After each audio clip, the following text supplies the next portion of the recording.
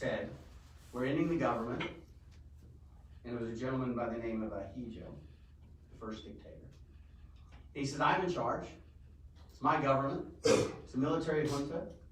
There will be no parliament. There will be no courts, unless I say so, for 1 year.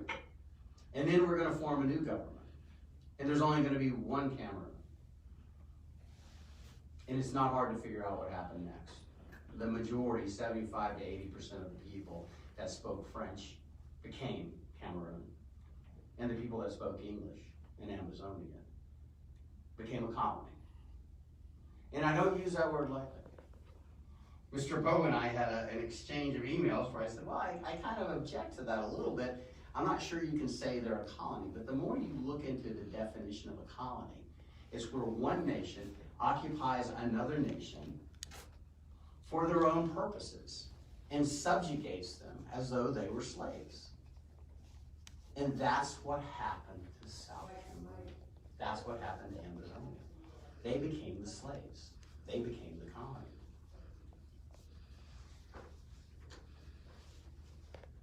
All of the powers were put in the hands of the president. All of them. The president, now Biya. He gets to be the federal government. He gets to choose the leaders of the state government. He gets to choose the leaders of the local government. He gets to decide, even after elections, who wins. He gets to decide who the ministers are. He gets to decide who the speaker is. He gets to decide how the legislature is composed. And elections have become just a mere ritual. So what I want people out there to start understanding is this just isn't right. This is wrong. And that's why you should help, because we're correcting a wrong. And the wrong just keeps getting worse. It just keeps getting worse. What we had was a revolution. It was a coup d'etat. It was a coup d'etat by the presidency. Biya became president through a coup d'etat. He destroyed a constitutional government and created a dictatorship.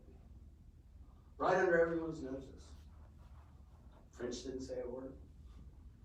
Sadly, the English didn't say a word. Now, there was a lot going on in 1971 and 72 throughout Africa. There were wars in Egypt. There were wars in Israel. There was war in Vietnam. But no one said a thing. Everyone stood silent. That's what you can't do. You can't be silent. The time for silence is past.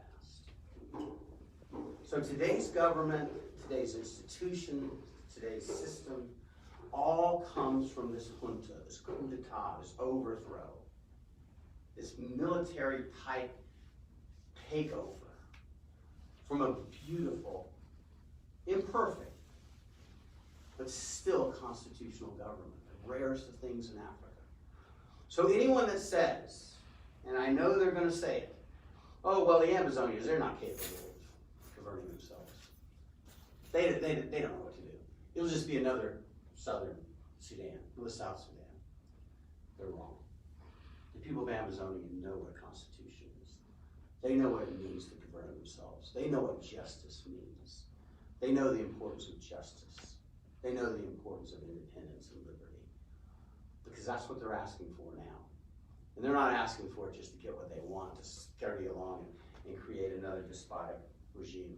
I firmly believe that everyone in this room, everyone sitting at this table, and everyone out there is committed to making Amazonia the shining star of Africa, fulfilling the promise that has never been fulfilled of the post-colonial Africa, the promise of Kwame Nkrumah, Jomo Kenyatta, and the other great leaders. It can be done, and we're going to do it.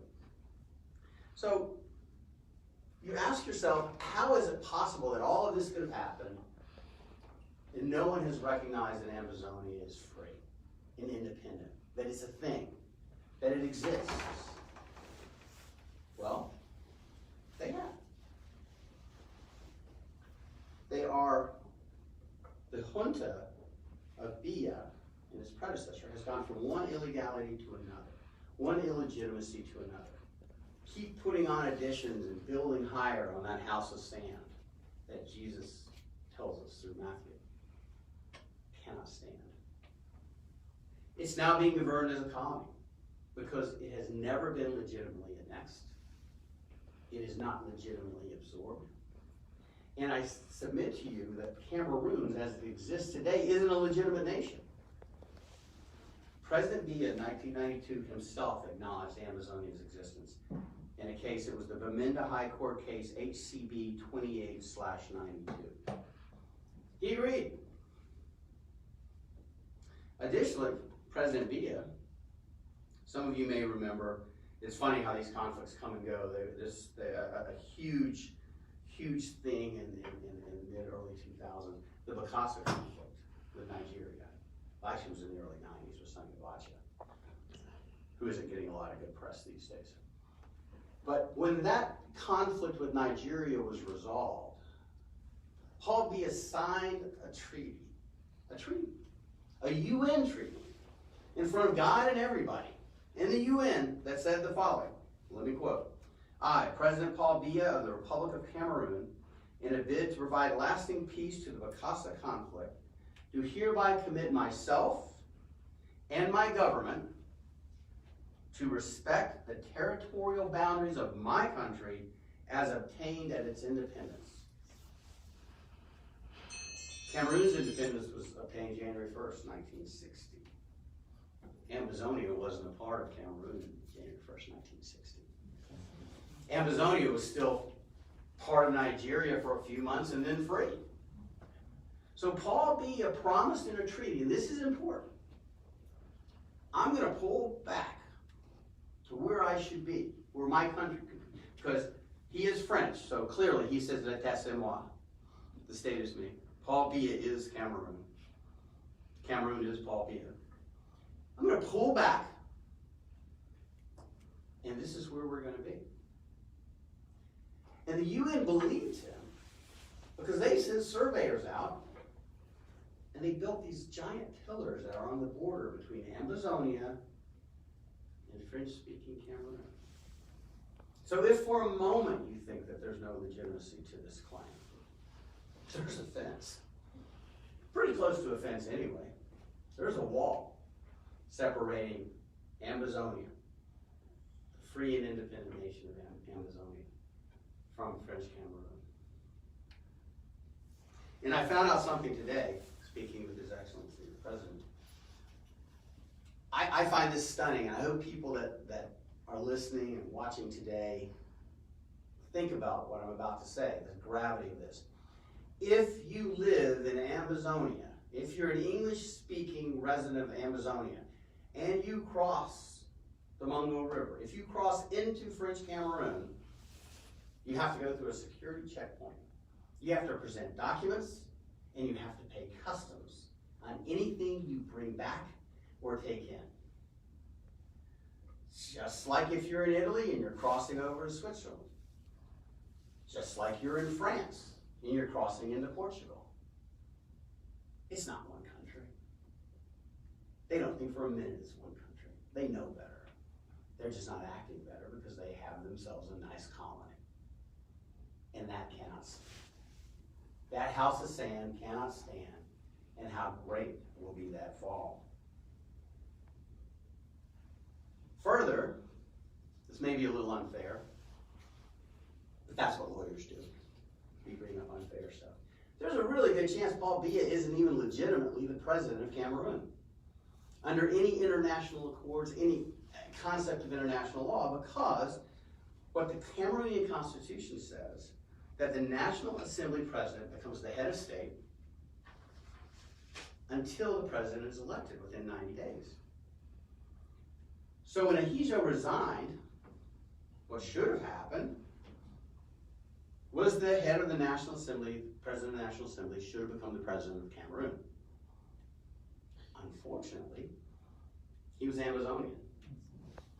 His name was St. Muna. He should have been the president of Cameroon, and then there should have been an election.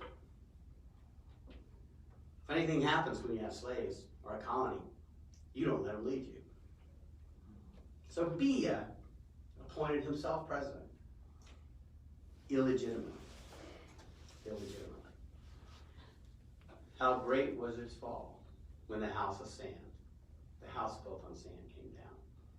So you see, there is no basis for any argument against Ambazonia. You have to tell the truth if you're Cameroonian, or if you're on the side of the French-speaking Cameroonians. If you're Macron, before you go to bed at night, when he's not busy telling us how many plastic bottles we should use, and standing on tables and cheering on soccer teams, he has to tell himself the truth. And the truth is, Ambazonia is the vassal state, the colony, the slave of Cameroon and of France. There's still a colony in West Africa. He has to tell himself that truth, because no other truth will abide, because there is no other truth. Everything else is a lie, and it's been a lie every day for decades. That's the hope. How great will be the fall. Unfortunately, that's not the end of the story. It's deeply unfortunate. What I just told you, the history of the illegitimacy of this whole process, would be enough for independence. But there's an even greater thing that has happened.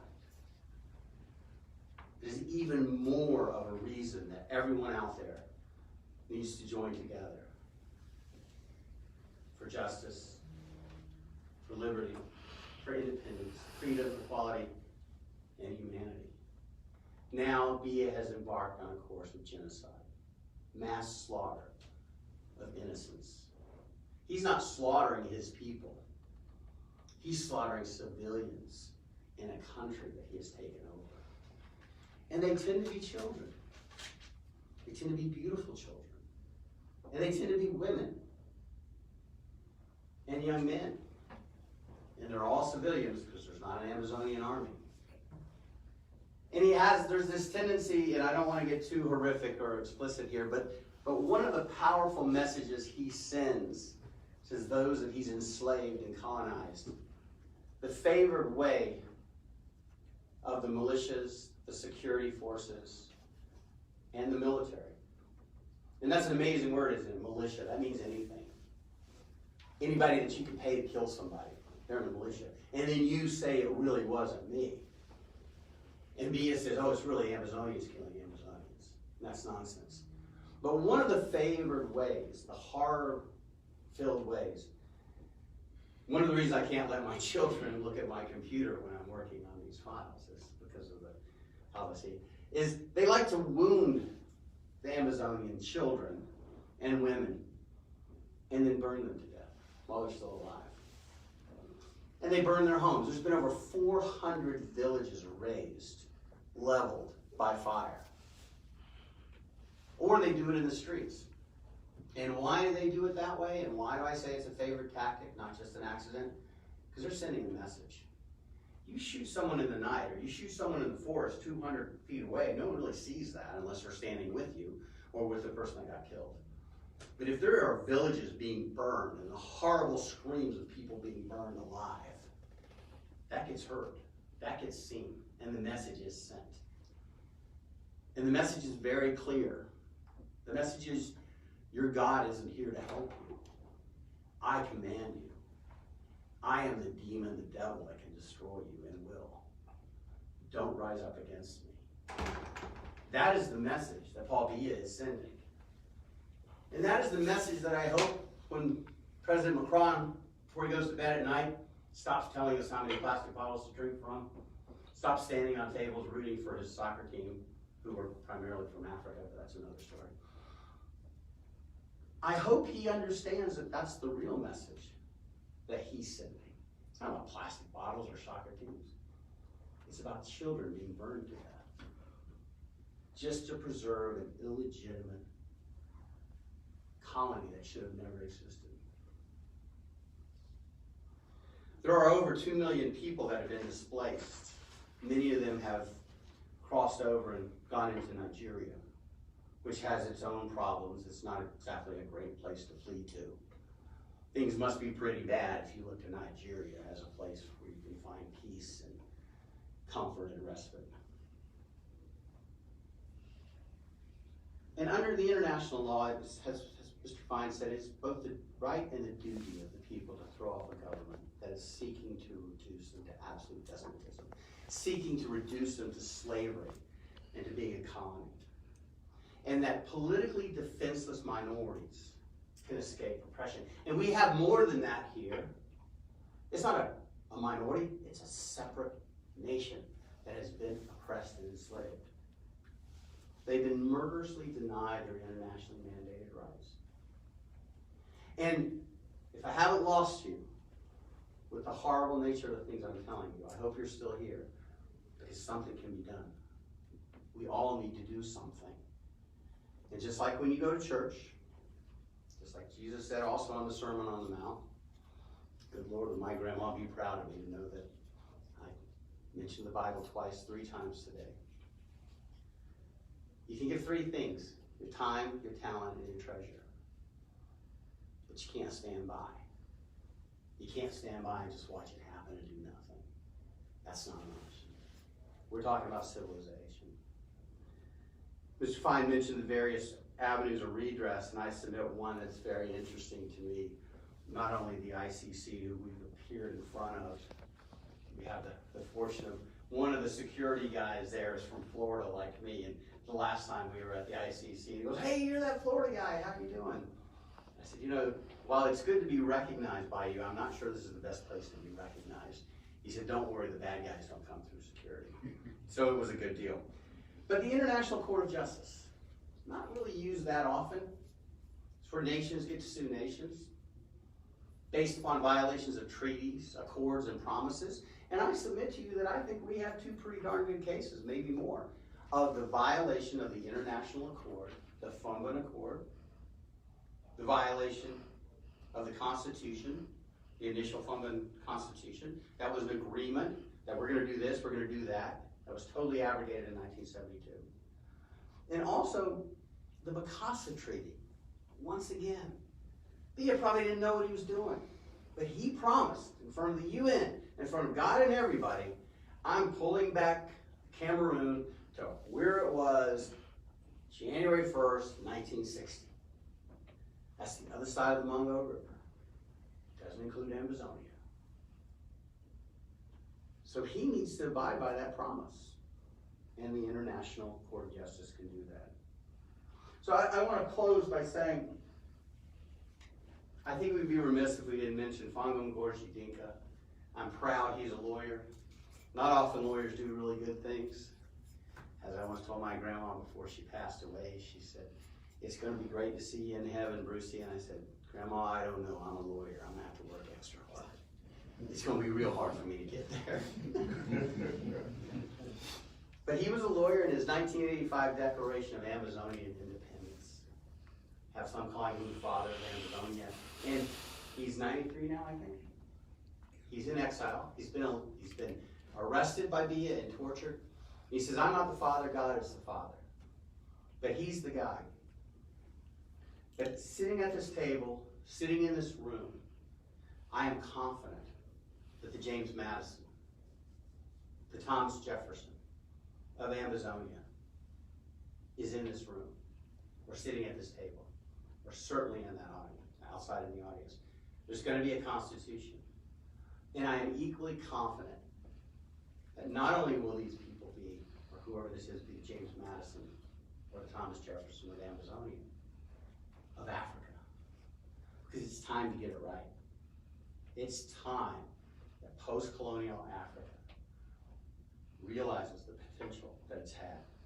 And we don't go from one despotic dictatorship to the next.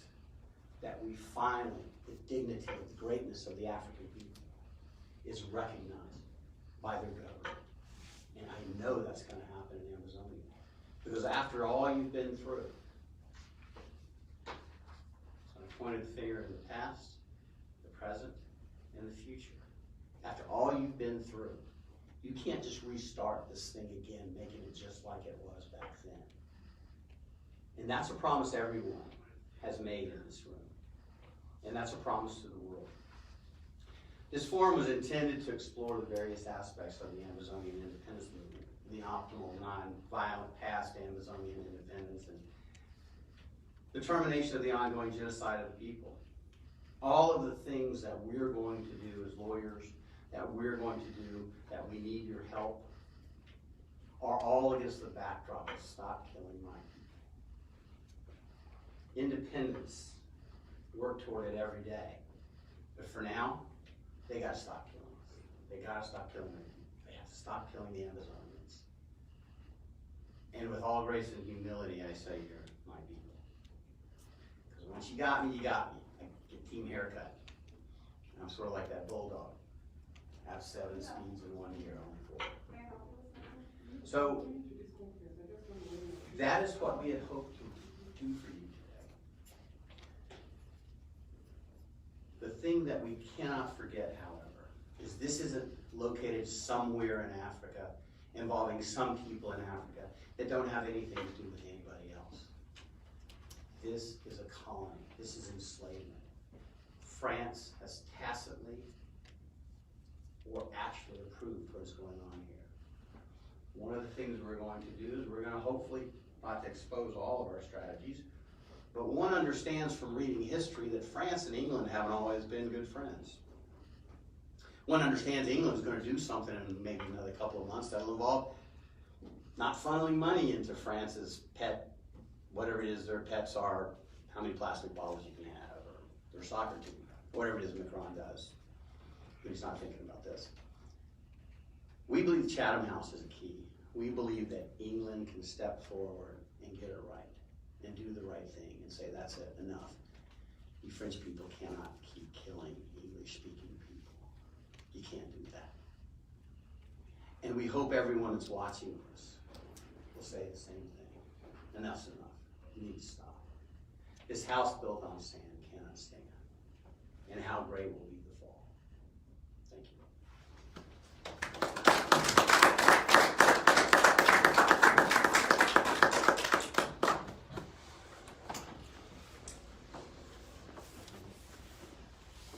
Thank you, Mr. Fine and Mr. DeValle for the services that your firm is putting at our disposal for the people of Amazonia. We deeply appreciate that. Time is not on our side, I guess, and I want to believe we will now go straight to the question and answer session. And the questions would be asked, and the appropriate person, if you want the lawyers to answer your question, please direct it to them. Or if you want any of the panelists here to take the question, direct it to the panelists. I see your hands up. I'm coming, please.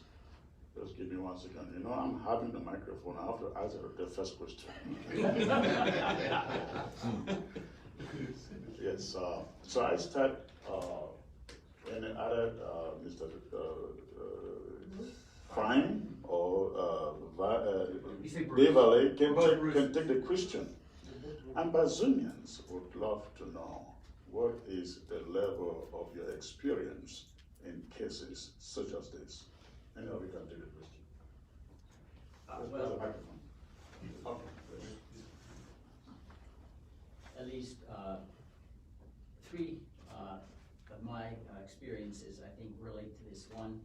A long time effort in Cyprus, where the island remains divided between Turkish Cypriots and Greek Cypriots. In fact, we did negotiate a confederal arrangement, and Turkish Cypriots voted for it, the Greeks did not, so they tore up the whole thing, and unfortunately it still remains divided.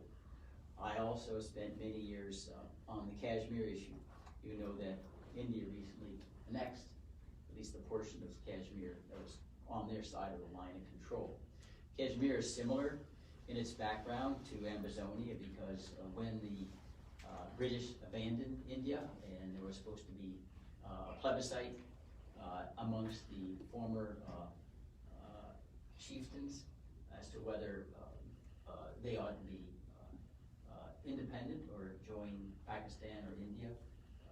The United Nations just permitted becoming absorbed into Pakistan and India. Kashmir was never permitted to vote independence, and we see the results are rather bloody. The third case that I've been involved in is Sri Lanka, somewhat similar in that there the Tamil Hindu Christian minority being oppressed by the Sinhalese Buddhist majority. There was terrible internal insurrection, the brutality that was utilized by Mr. Gadabaya and his brother, Rajapaksa, caused horrible suffering, 40,000 dead. It still remains a very convulsed nation. So I know it's not easy to accomplish the kind of political resilience and international pressure to achieve justice, but I know what's involved because I've been there at ground zero at least 3 times. Thank you.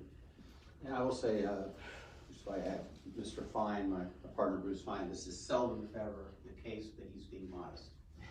He has participated in the drafting of over 30 constitutions for 30 different nations. Together, we filed a TVPA, Torture Victim Protection Act case to avenge the murder of Igbos in Biafra.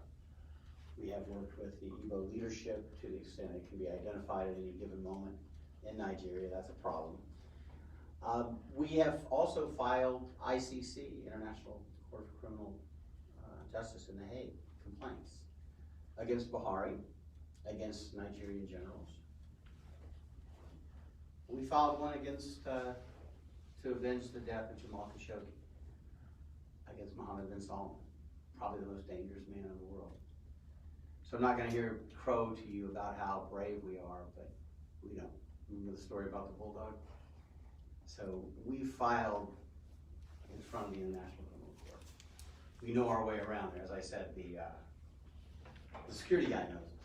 So we've been blessed to have these opportunities, and we're hopeful to bring this experience and our depth of experience and how we do things. It's a 24-hour day deal for us, and we're honored to represent the people of Amazonia. And we do have experience in doing this. All right, thank you, thank you. Ladies and gentlemen, please, for the sake of time, I will appreciate if you can ask a question and not make a comment, and you have a maximum of 1 minute to ask your question, please. I will start from the senior barrister right here, Barrister John, please. Thank you very much. Thank you for a very beautiful presentation from my colleagues. My name is Barrister Fro. I have one question to ask, or two, and let me say two. The first one is, do you foresee jurisdictional problems when you filed in the ICC? The reason why I ask is because the Rome Accord, Cameroon signed the Rome Accord, but they never ratified it. I think France signed and ratified. Now, you're bringing in beer and Macron. The question is, as it concerns beer, do you foresee jurisdictional problems in that court? And number two, my colleague here presented very succinctly the federal constitution, the so-called federal constitution. Did you know that that constitution was never presented to the Southern Cameroon Parliament or the West Cameroon Parliament for ratification before it became a constitution? Do you know that it was a constitution of La République de Cameroon that was transformed by decree by Mr. Ahidjo and imposed on Amazonia? Have you taken a look of Resolution 1608 of 21st April 1961 that the United Nations voted, and France did not vote did not vote that resolution. La République de Cameroon did not vote that resolution. The rest of French Africa, except Mali, did not vote. In that resolution, independence was given to the Southern Cameroon's Amazonia. Now, if you read that resolution in its paragraph 5, you will come to understand that the paragraph 5 said, when the two trust territories get together, they will have to enter into an agreement regarding the policies that will be applied. In other words, a treaty implied. That never took place. Have you taken a look at that and see how it will impact your case? Thank you very much. Thank you. I think I can answer this, yeah. And we looked at 47 also. You guys can keep, why don't you go ahead, I think you can hear it. No, you had a long one. Let me just answer For the the video. first question.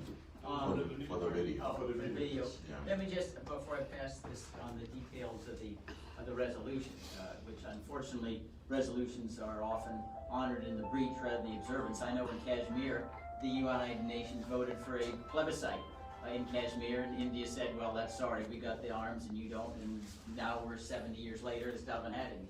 But putting that aside, I think our theory would be, as a conspiracy, France being a signatory to the International Criminal Court, there's a conspiracy between Macron and Biya and the French military and the Cameroonian military that would expose all of the participants to the International Criminal Court because one of the participants is a signatory. Secondly, there's an alternate vehicle to have established jurisdiction that's having a referral from the United Nations Security Council, which has happened on a couple of other occasions. So we know they'll make whatever arguments they can, but I don't think that's going to stop us from filing anything. But why don't you go ahead and, Bruce, now elaborate on the Constitution? Well, also our filing against MBS, they're not signatories either, Saudi Arabia. So there have been examples where the ICC has found jurisdiction based upon the horrendous behavior. Gaddafi, as I recall, Libya was not a signatory. And I just add that right now, the United States is being subject to examination in Afghanistan, although we never signed the International Criminal Court whatsoever. In fact, we threatened to go after the prosecutor for actually examining our war crimes in Afghanistan. So there is a jurisdictional concern, but it's one that we've addressed in previous filings, and the investigation continued forward. Yes, we have looked at the Constitution. I brought up Section 47, which is a little known part, which said how you amend the Constitution. Part of my narrative of the imposition, the coup d'etat. Yes, it's 1608 and Resolution 1534. Both of those provide a basis, we believe, for bringing claims in the International Court of Justice, not just the criminal court. Okay. Two nations, conflict, written agreement, treaty. I believe that it's not a hard row to hoe to say, look, the Fumbin Accord was a treaty. Two nations, they had an accord, they're going to come together. The Constitution that was born of that is also in the nature of a treaty. It's an agreement. So yes, we've looked at that, and we've looked at what the UN decided, which provides background and substance to those agreements. So I think it gets us in jurisdictionally into the International Court, which is different from the International Criminal Court. It's an actual trial procedure. So, but those are very, very good questions. You always have to think about your jurisdiction. We ran into some jurisdictional difficulties with the TVPA that everyone does, and right now we're currently working with other groups to amend the TVPA, to amend legislation, to get back to what Congress intended. For those of you who don't know, it's the Torture Victims Protection Act. Congress decided in the early 80s that people that were killed or tortured under the color of another nation's laws could come to the United States and sue for damages, for redress of their grievances. Unfortunately, the courts have looked at that and said, well, I know what it says, but that doesn't mean you can come here and sue. We don't have jurisdiction over you.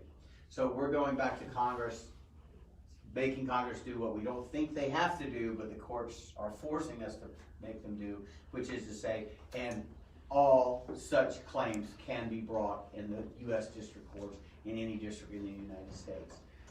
If we're successful in that, and we're hopeful to be, this is for, once again, for other groups, but the people of Amazonia would be beneficiaries, where they could actually bring a lawsuit for damages against the people that have raised their village, murdered their children, murdered their wife, murdered their sons. Right now, we wouldn't advise filing a TVPA claim because it's just, the courts are just not hospitable to them. but that tide will turn because we have a pretty bad guy on the other side. Did I mention him yet? Yeah, and we've got. It's Saudi Arabia is the bad guy that we're pushing against. We can piggyback a lot on Saudi Arabia. On Saudi Arabia. Thank you. All right. I'll come to you. Let me get to the second attorney here. Barrister Ambe, please. Thank you, sir. My senior colleagues, my question is kind of a little nuanced but very direct. Have you, in your practice, all along, seen a situation where two countries came together to form a union, and the union ended up being a federation instead of a confederation? The union ended up being. Have you seen a situation where two countries came together to form a new union, two independent countries came together to form a new union, and what came out of that new union was a federation instead of a confederation? Well, I think that happened with, briefly with Syria and UAR. Well, Nasser kept trying to make and unmake various and sundry arrangements. They never really had anything more than paper to back them. They never really moved forward substantively. I think the clearest example that relates to Amazonia concerned with the decolonization, if you will, of Malaysia. Singapore initially voted to become part of Malaysia. Didn't work out because the Singaporeans were largely Chinese ethnics, and Malaysia, they were overwhelmed by the Malaysians. And so Singapore pulled out and restored its independence in 1965. And that's a similar kind of situation where we confront here. Now you're asking, well, have two countries come together and voted to merge and then establish a federation where they were previously independent? Instead of a confederation, Instead of a confederation, they became a single country. Like that? No. Okay. I think the question is it possible for two independent countries to come together and the outcome is not a confederation, but instead a federation? Bruce, yeah, I mean, historically, the Turks and Caicos in America, Yeah. Texas was an independent nation. Texas became a state. We had 13 Key West. separate colonies were separate states, and they became a federation under the United States Constitution in 1787. Key West was a country for a brief period of time. But they were all sovereign before the Constitution. And then they finally quit drinking for a while. And they became part of the United States. And then they started drinking again, now they want to leave. But yeah, it is possible. It is possible. Like I said, the Turks and Caicos, you see that possibly happening. Many would have it that Nigeria began with the three. There were three separate nations in Nigeria, and that was the intent. And that lasted for a little while until Ronsi overthrew the government. But Nigeria was born of the idea of three separate nations based upon ethnicity and tribes. And that was what Nigeria was supposed to be, was three separate nations coming together to form one nation, or to form a federation. And it worked for a little while, but Nigeria did what Nigeria does, and the military took over. In the United States, we permit, whenever they want, Puerto Rico to vote on independence, as opposed to becoming a nation. They've always voted, for whatever reasons, to stay in a Commonwealth status. But the votes are free and open. They campaign on that score, which is the way in which self-determination should be operated. Correct. But Ambe, did you have a particular reason for asking that question? Yes, and thank you for letting me know. The essence why I asked the question is, it is my understanding that two independent countries coming together, had they formed a confederation, which is what the Soviet Union was, Union of Soviet Socialist Republic was, then we wouldn't have been in the position in which we find ourselves today when it comes to when we want to leave. The excuse that is being used by French Cameroon today and calling us part of their country is because of this twisted federation that my senior colleague here, Barrister Fru, explained to us about the constitution that they used in 1961, which was something that was imposed on us. Had we gone to sit down and form the agreement that was mandated by 1608, then the result of that agreement would have been a confederation. And that never happened. That's why he was, practically my question was a follow-up to his, to make sure that as we move forward, we have that at the front of our head, that confederation never actually happened, and it was for a reason. All right. No, that followed into my narrative. I didn't want to get too much into the weeds. But yeah, 1608 was disregarded, and once again, the House of Sand. I would caution, however, that if it were a confederation and you have one side with all the guns and the visceral ability to kill people for no reason, it doesn't matter what you call yourself. They're going to keep you if they need you, especially if you're 60% of the GDP. So I don't know that the use of the word confederation as opposed to federation would have been a magic bullet, but I get your point, and I think that can be added to the litanies of why this is all just illegitimate. It's just all a house built on sand. None of it makes any sense. None of it's real. None of it's defensible. Legally, morally, ethically, ethnically, it's just not defensible. Let me just add, I think the process is everything here. I mean, the whole idea of self-determination is there's nothing magic about confederation or federation. It's whether the people who are governed by it agree to it. In the United States, I say when we moved from confederation to federation, we had conventions, special conventions in all 13 states were called. They debated it, and they voted up or down. They voted yes, they wanted to create a federation, if you will, a federal government, but it came after free, open debate and elections. Well, what's wrong with that? They ought to be able to decide, just like, you know, you can choose to be single, but if you want to get married, you can get married too. And that's what was defective in Cameroon and so much in Africa. They don't have any process by which this is done. Nigeria today lives under a constitution that was ordained by a military dictator in 1999. They never had any debate or any vote on it whatsoever. So how can you claim that's a constitution? So does Cameroon. Yeah, and Cameroon is similar. Or maybe they went through a little better theatrics than what was done in Nigeria. But that's the key here is the consent of the government. Thank you. Thank you. All right. Yes, sir, Mona. Thank you, distinguished attorneys. We are all aware of La Republique's propensity to corrupt and to corrupt absolutely. We did see them give Thibon Nagy a gold statue, Patricia Scotland, a gold statue, all of these elements and intrigues of corruption to make them, do what La Republique wants. The question is, in fact, La Republique is using our wealth and resources to minimize us, to colonize us, to turn us into black-on-black colonization, station. To what extent can we believe that La Republique would not come after you guys and give you much more bigger money to delay or prolong this process? And granted that they won't do that, how long would this process take? How do you estimate that it would take how long? And another follow-up question would be, to what extent are you guys willing to help us come up with a currency distinct from the French franc in this process? Thank you. Thank you. That would happen quickly. Yeah. we can put you on a dollarization program very fast. They have it already in Panama. They had it for a while in Argentina. So that's a possibility. Now, with regard to, all I can say is my whole life is testimony against Mr. Villa or any other tyrant, bribing me, stealing my soul, making sure I would end up in perdition in 3 seconds. And if you don't trust me, then you shouldn't hire me. I submit my whole life to scrutiny.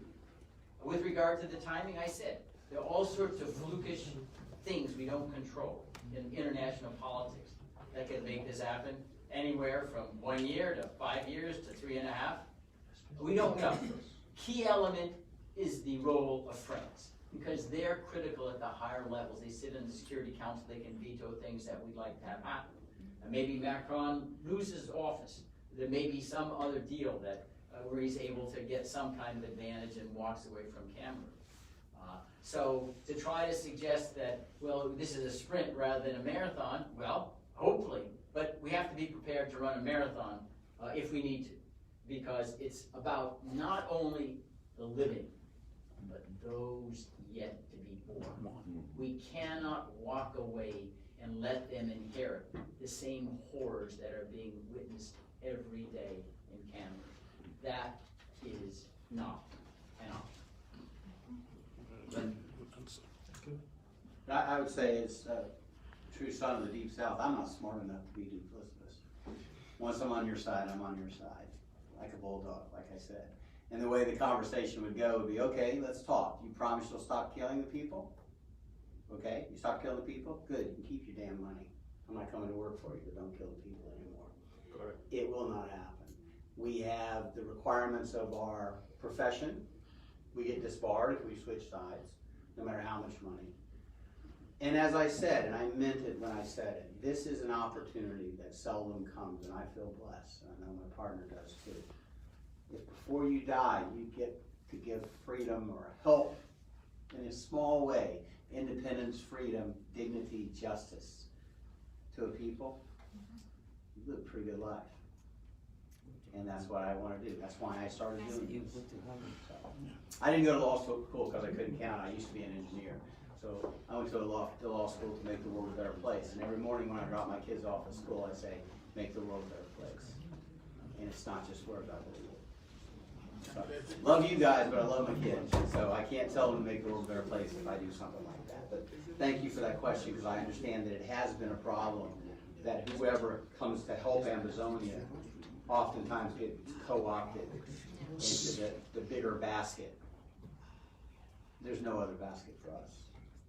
We're honored to work for you. Thank you. The question on currency, please.